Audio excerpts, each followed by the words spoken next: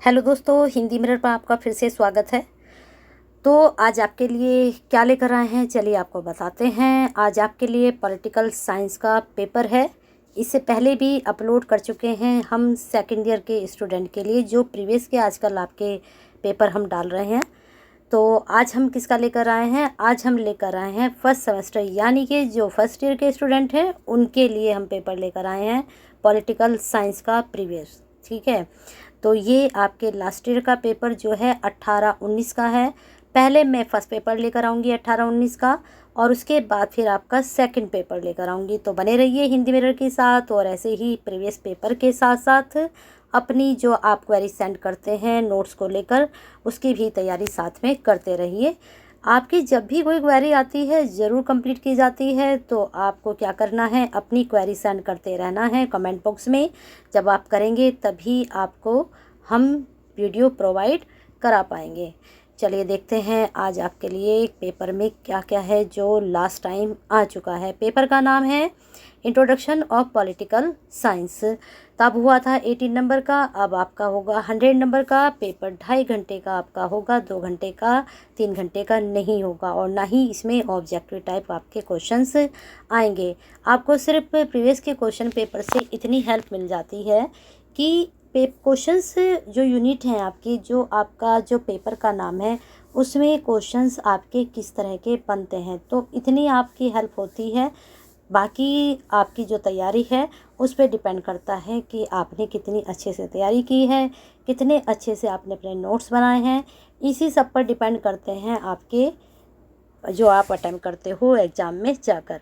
हाँ, प्रीवियस के क्वेश्चन से आपको इतनी हेल्प तो मिल जाती है कि हाँ, आपको क्वेश्चंस किस तरह के आएंगे, क्योंकि क्वेश्चन पूछने का पैटर्न बदलता रहता है। टॉपिक एज इट रहते हैं, टॉपिक में से क्वेश्चन किस तरह से पूछा जा रहा है, तो वो चीज़ आपको पता चल जाती है। तो पहला क्वेश्चन आपका बना था, राजनीति विज्ञान का अर्थ बताइए। अब जब आपको मैं इसका ही पेपर का 19-20 वाला दिखाऊंगी, तो यही क्वेश्चन देखना पूछा जाएगा, लेकिन तरीका बदल जाएगा।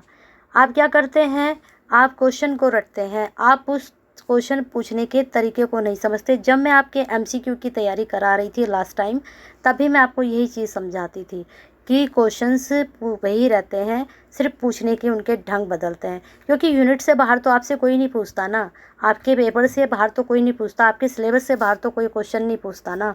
तो आपको पूछे जाते हैं क्वेश्चन वहीं से। हाँ, उसको तरीका बदल जाता है पूछने का। व्यावहारिक राजनीति क्या है, यहाँ राजनीति विज्ञान के बारे में पूछा गया, यहाँ व्यावहारिक राजनीति के बारे में पूछा गया। फिर यहाँ पर दोबारा से फिर देखिए राजनीति विज्ञान पूछ लिया गया। अब यहाँ पर पूछा गया राजनीति विज्ञान के लिए इतिहास की क्या उपयोगिता है। यहाँ पर देखो, एक ही क्वेश्चन को इन्होंने 2 बार आपसे पूछा, एक ही टॉपिक को 2 बार पूछा, लेकिन यहाँ कुछ और पूछा और यहाँ से कुछ और पूछा आपसे। ठीक है, तो देखिए एक ही उसमें से आ गए ना आपके ये।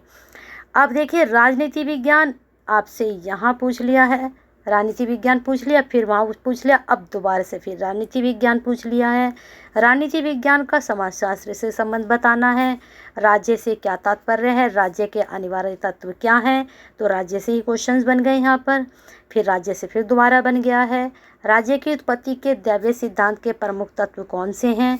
ये प्रश्न आपका बहुत इंपॉर्टेंट है, ये इस बार भी बन सकता है। तो हमें क्या पढ़ना है, हमें सिर्फ दैवीय सिद्धांत पढ़ने हैं, किसके, राज्य की उत्पत्ति के प्रमुख तत्व पढ़ने हैं। ठीक है, यहाँ से क्वेश्चन आपके बनेंगे।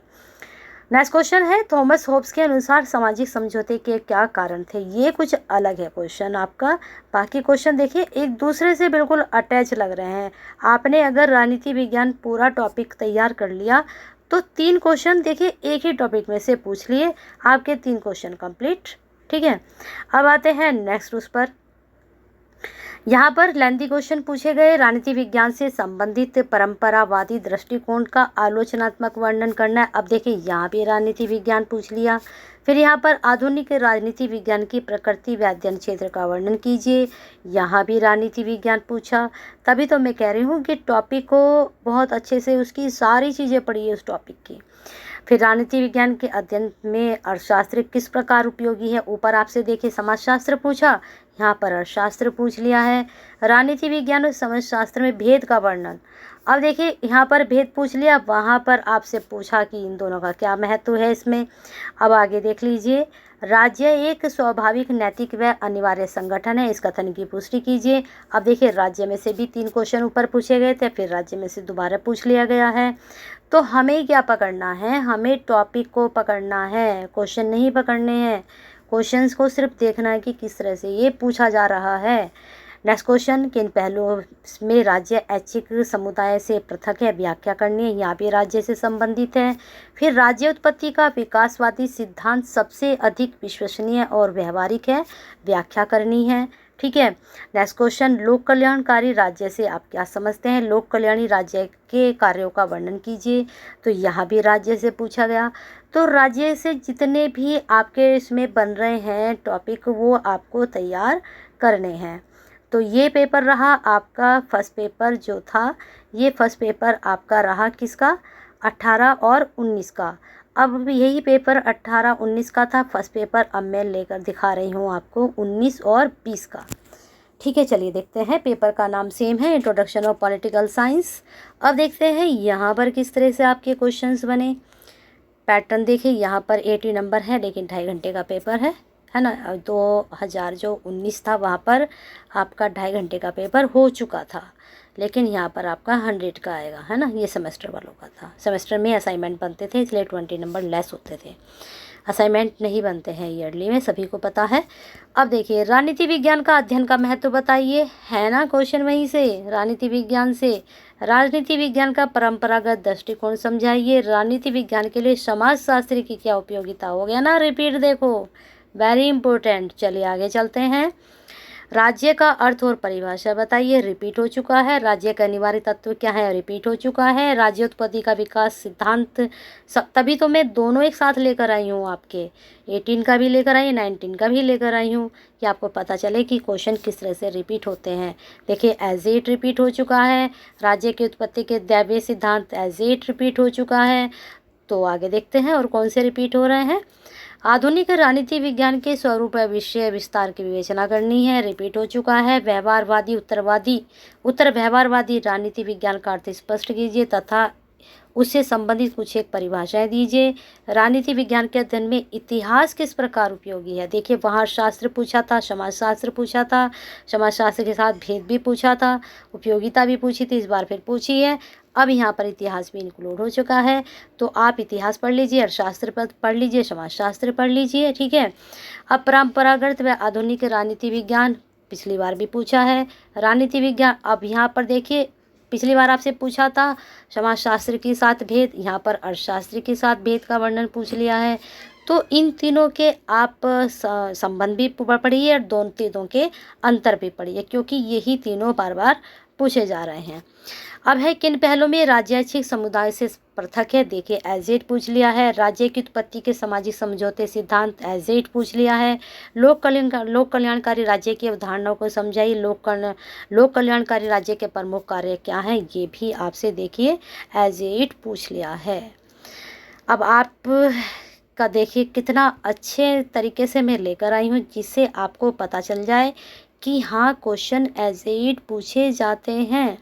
ठीक है। अब आप ये मत समझिएगा, मैंने पेपर बिल्कुल शुरू में आपको दिखा दिया, ये 18 19 है, और देखिए यहाँ पर 18 19 ख़त्म हो चुका है।